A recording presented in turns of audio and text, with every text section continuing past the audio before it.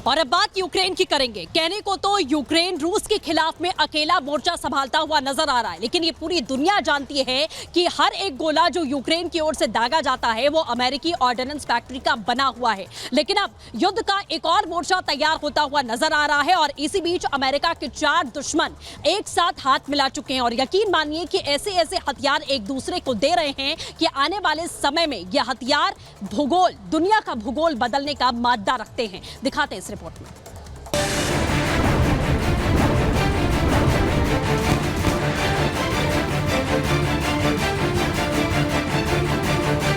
रूस अपनी ताकत दिखा रहा है। ऐसे ही कई हथियारों का जखीरा है जो दुनिया में तबाही ला सकता है।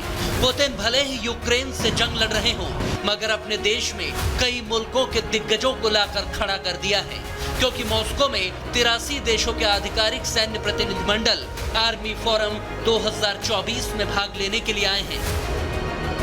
रूस की आर्मी यहां अपने हथियारों की नुमाइश कर रही है, तो अपने दोस्तों से टेक्नोलॉजी ट्रांसफर के जरिए पुतिन अपनी ताकत को और भी बढ़ाने में जुटे हैं।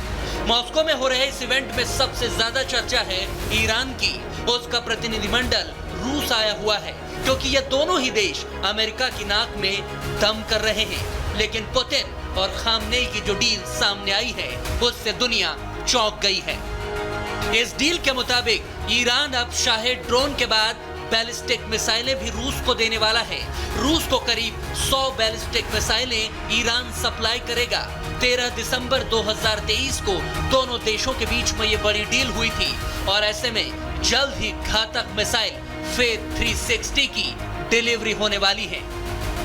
यानी रूस के पास भी खतरनाक हथियारों की खेप भेजी जा रही है। 2 यूरोपीय खुफिया सूत्रों के हवाले से ये रिपोर्ट सामने आई है कि इन मिसाइलों के इस्तेमाल के लिए रूसी सैनिकों को ईरान में ट्रेनिंग दी जा रही है, ताकि दुश्मन के ठिकानों को खाक किया जा सके।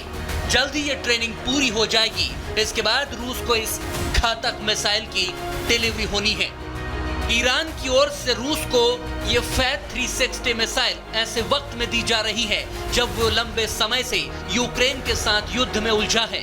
ऐसे में रूस की ताकत काफी हद तक बढ़ना तय है। लेकिन अमेरिकी राष्ट्रीय सुरक्षा परिषद ने ईरान को धमकी दे दी है और कह दिया है कि अगर ऐसा होता है तो उसे खामियाजा भुगतना होगा। तो क्या हथियारों के लेन देन पर अब ईरान और अमेरिका आमने सामने होंगे? Bureau report, Republic Bharat.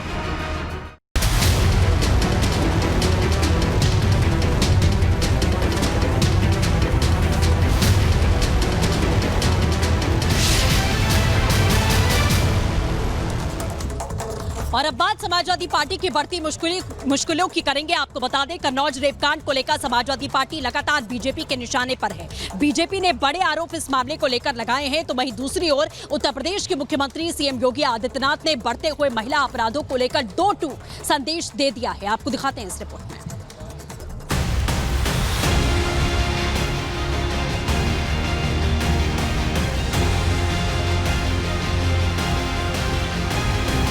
पहले अयोध्या और अब कन्नौज, दुष्कर्म के 2 मामले लेकिन कनेक्शन एक। अभी मोहित खान का मामला शांत नहीं हुआ था कि एक और रेप के आरोपी का नाता समाजवाद का झंडा बुलंद करने वाले सपा से जुड़ रहा है। अयोध्या के बाद कन्नौज में नाबालिग के साथ हैवानियत का मामला सामने आया है और इस बार भी आरोपी के तार सपा के साथ जुड़ रहे हैं, जिसके बाद सपा विरोधियों के निशाने पर आ गई है। सीएम योगी ने साफ कर दिया कि वो प्रदेश की बेटियों के जीवन से खिलवाड़ करने वालों को बख्शने के मूड में नहीं है। पहले दिन ही 2017 में यहां पर सरकार ने शपथ ग्रहण के तत्काल बाद इस बात की घोषणा की थी कि अगर किसी ने युवाओं के भविष्य के साथ खिलवाड़ किया, उत्तर प्रदेश की बेटी और व्यापारी के जीवन के साथ खिलवाड़ किया, तो याद रखना उसको हम वह सजा देंगे जो नजीर बनेगी देश और दुनिया के लिए। मुख्यमंत्री योगी आदित्यनाथ ने कहा कि ये वही प्रदेश है जहां कभी दंगों और अराजकता का माहौल था और बेटियों से लेकर व्यापारी तक सुरक्षित नहीं थे। ये वही प्रदेश था जहां पहले दंगे होते थे, कानून व्यवस्था की स्थिति बदहाल थी, न बेटी सुरक्षित थी, न व्यापारी सुरक्षित था, अराजकता का तांडव होता था और यह तो प्रदेश के अंदर था। इसका दुष्परिणाम सर्वाधिक उठाना पड़ता था हमारे युवाओं को। इस मौके पर सीएम योगी आदित्यनाथ ने अखिलेश और शिवपाल पर निशाना साधने में भी चूक नहीं की। 17 के पहले तो चाचा और भतीजे में ही होड़ लग जाती थी कि कौन कहां से कितना वसूली कर ले। ये होड़ का जो सिलसिला चलता था कहां पहुंचा दिया था, उत्तर प्रदेश को किस रसातल पर पहुंचा दिया था। कोई भर्ती ऐसी नहीं थी जिसकी जांच न हो रही हो। वहीं कन्नौज कांड में बीजेपी ने सपा के साथ कांग्रेस को भी आड़े हाथों लिया। कन्नौज कांड के आरोपी नवाब सिंह की एक तस्वीर भी सामने आई है, जिसमें अखिलेश यादव और राहुल गांधी के साथ मंच साझा करता हुआ दिख रहा है। बताया जा रहा है कि ये तस्वीर कुछ महीने पहले लोकसभा चुनाव में प्रचार के दौरान की है। जब अखिलेश यादव कन्नौज में रैली के लिए पहुंचे थे, तब नवाब सिंह भी मंच पर उनके साथ मौजूद था।